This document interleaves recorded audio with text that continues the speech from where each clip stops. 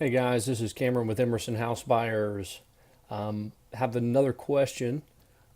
This one specifically asking about rentals, buying properties for a rental, and how do you inspect the houses? So, how do you prevent bad surprises?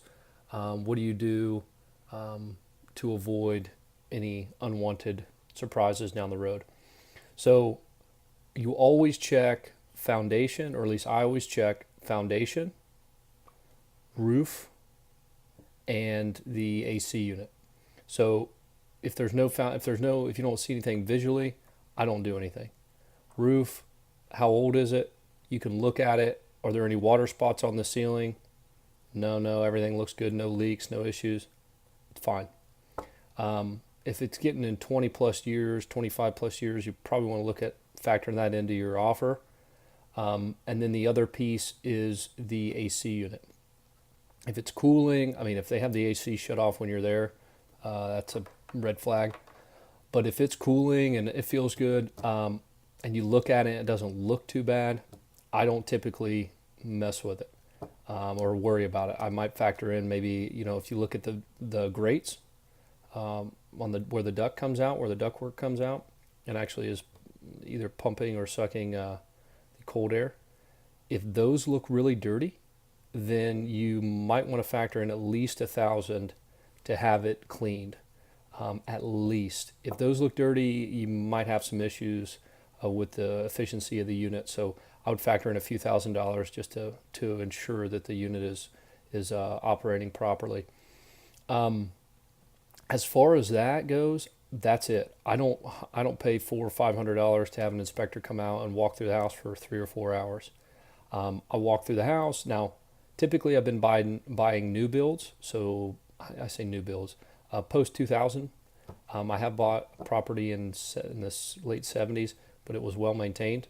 New water heater, new roof. The AC is 6 years old.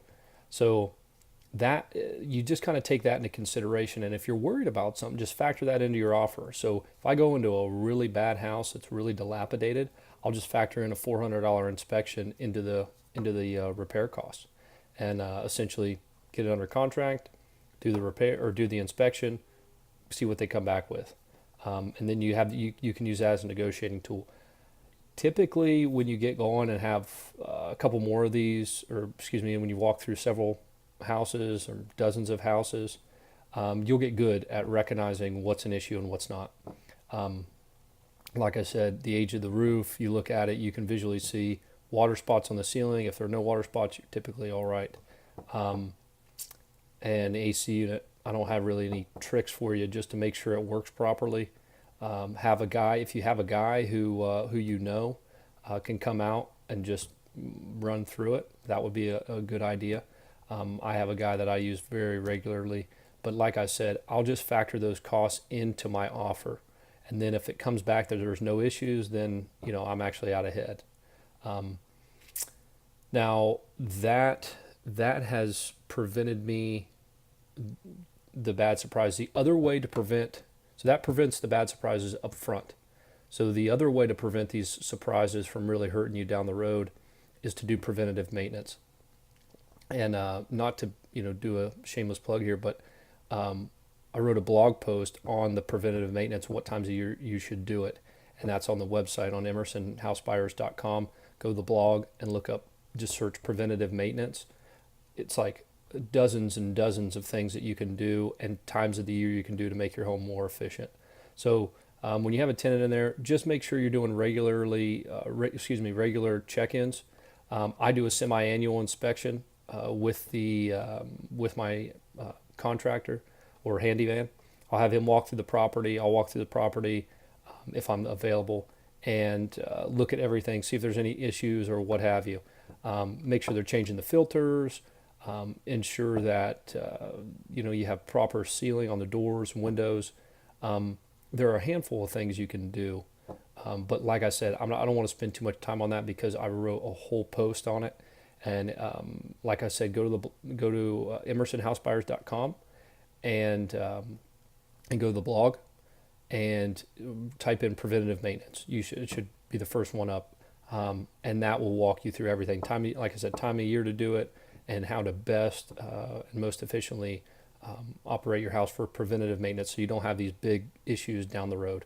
So just to recap, guys, what are the ways to keep your house from any unwanted surprise or any issues when you're walking through and you have it under contract, you want to keep it as a rental.